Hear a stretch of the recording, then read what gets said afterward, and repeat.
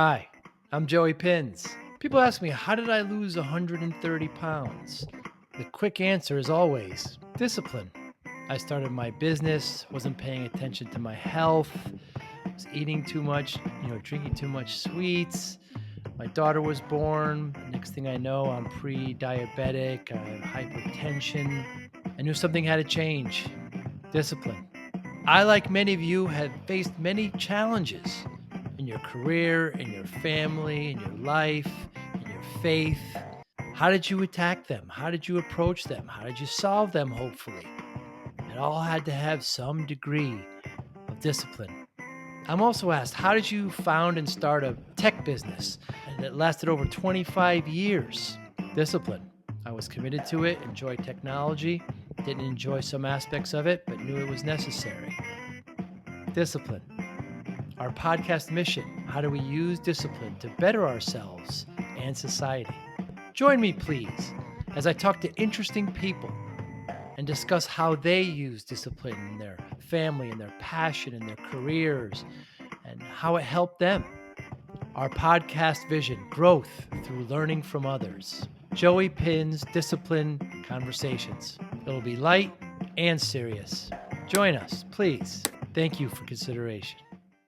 Oh my goodness, Brian Berger, good morning. Morning, how are you? Good. What a great event. Are you having a good time here in Orlando? Yeah, it's been full days yesterday, even though the event hadn't started. So good to meet up with folks and have one-on-ones and go to the event opener last night and the keynote. Keynote was great, wasn't it? It was great. Yeah, a lot of great innovations. What is it about security that attracts you? Gosh, it's kind of the new frontier, right? Yeah. Even though security's been around forever, it's a changing landscape. Every day is a new day. The attack, circumference and the attack profiles are different. The way we do business is different. The way the MSPs need to work with their clients is different. Yes. And the OEMs continue to change their profiles as well. Mm. What does it really look like in the future? So we have the here and now. We have the what does it look like next week, next year, 3 years from now. And how is AI influencing it? Does it bother you? Does it worry you? Does it help you? So I look at AI. So you always have these current perspectives on AI, where it is right now, and so we look at the current environment of the public use of AI, of aggregation of data, um, some ability to create policy or procedure in a faster way, move through process much quicker with AI.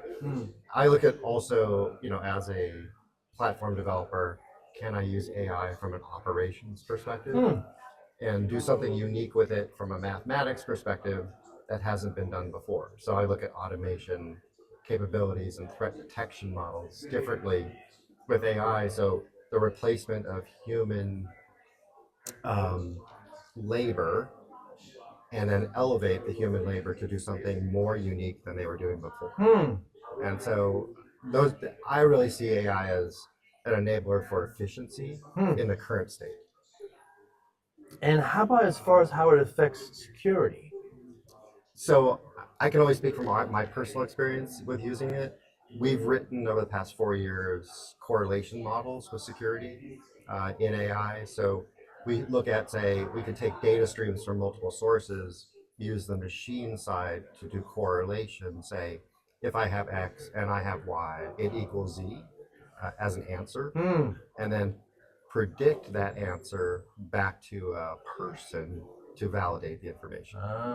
And so we've been doing that work for quite a while, and it's given us efficiencies on areas of noise reduction. If you start to look at threat management, it's also given us efficiencies on the predictive response to a threat. And so those are interesting areas that we see, from our company perspective, the ability to provide better value to the customer and better awareness and reaction to a threat from a security perspective. I see. Why work with MSPs? So The MSP is a channel to the end user. We all know that. Sure. And the MSP is providing value to that end user, through that chain. As we start to move into areas of compliance and threat management, or risk and threat, as I like to call it, the MSPs are adopting new models and new business approaches to providing more services and capabilities to those customers. And so, having a tech-enabled platform like we do, delivering that to the MSP so they can provide more and more value, have higher retention rates on their end user customers, answer the question of what's being asked today. So I really believe that the MSPs are, kind of that lifeblood to the end user. And what was your introduction to MSPs, Brian? How did you find out about us? About MSPs themselves? Yeah. Oh, so long history of working with channel partners throughout my career. So, you could say the name has changed, but the organization is still the organization we've always, known and loved. And so, working with the MSPs or the VARs or the resellers, they've had lots of different names over the years. Yes. And, continue to elevate the conversation of where the market is going. I like to say where the puck is headed. I say you're a hockey fan. You're in California now, but you spent some time in Boston. You were at Harvard.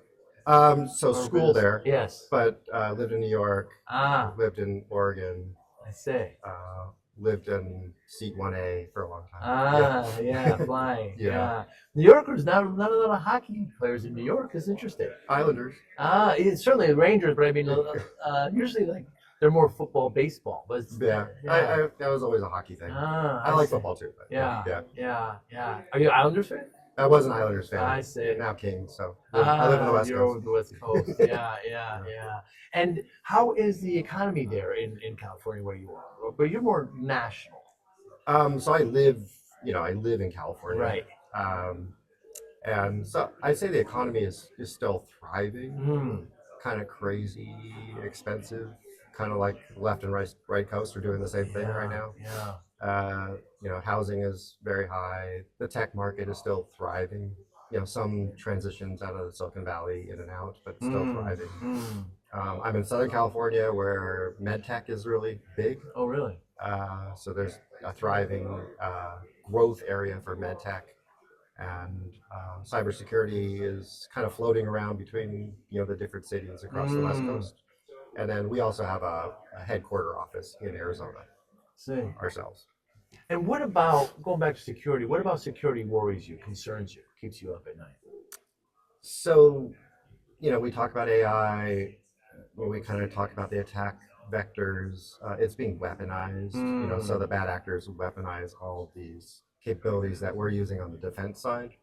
And so they can deliver threats and attacks at a much more efficient basis through automation.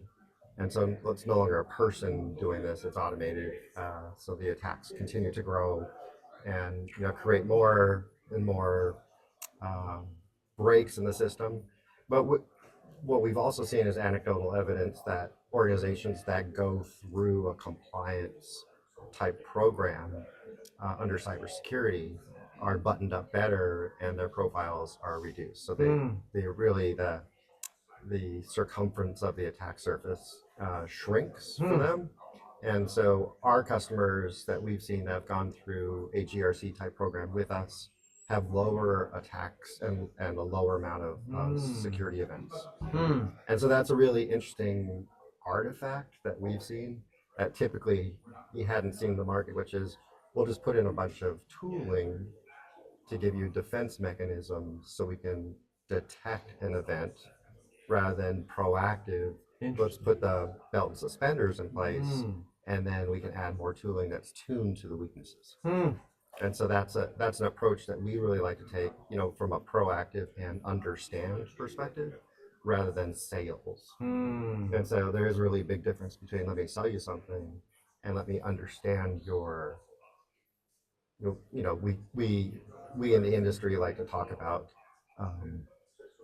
things like security profiles, and we like to talk about weaknesses, and we like to talk about lots of different terminology. But if you can understand the gaps in an organization first and then tune tooling towards those gaps, then you're really reducing that circumference. And it's important also for the MSP to, kind of eat their own dog food, right? They need to be really protected so they can protect their clients. Yeah, absolutely. It's almost like if I provide services to you, my customer, shouldn't I eat my own dog food, Yeah. right? Yeah. And should I be a better steward of myself before I sell you something? And as I start to look at the guidance out of a lot of the security frameworks, it says you should be equivalent or better to what you provide your customers. Yeah, really good point. What's your message this week to MSPs, Brian?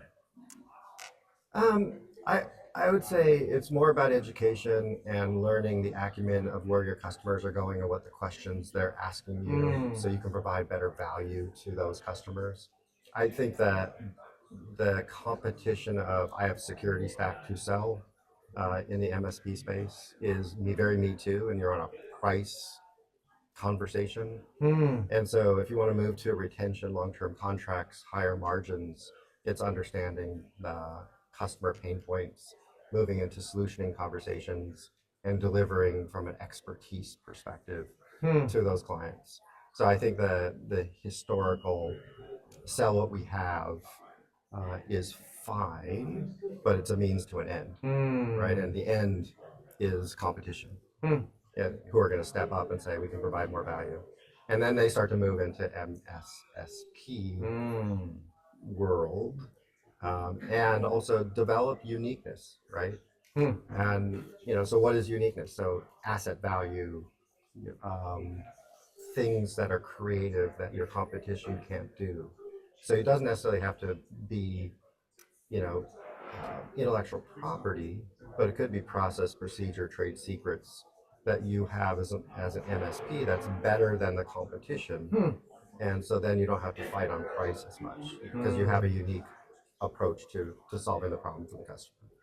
Yeah, differentiation is really It's a big deal. It's a big deal, yeah, Yeah. because there are a lot of MSPs.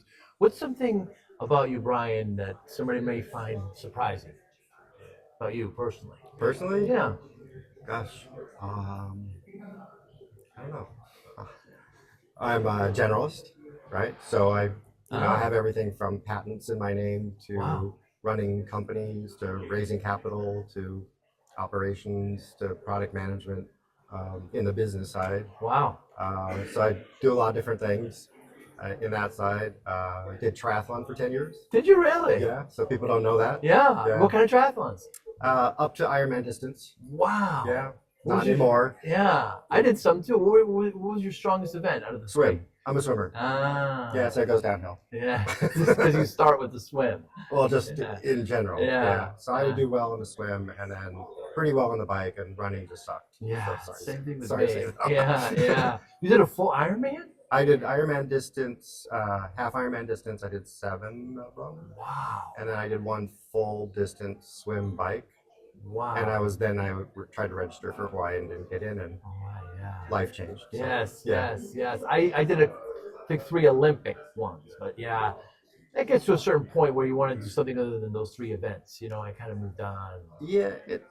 So you understand the training. So it's all mental. It sure So is. it kind of comes back to the business side Yeah. to me, which is that focus and that being very mentally focused on finish, no matter what the pain is. Come to the end and overcome adversity throughout the entire process. So I did relate it back to work environments, because you're going to run into areas where you're like, I can't continue. Right. And so you have to be creative about coming around that curve. And what are your patents in, Brian? Cybersecurity. Oh, Yeah, so like wow. 13 or so. Wow. Something like that. And what's that process like? I hear it's exhausting.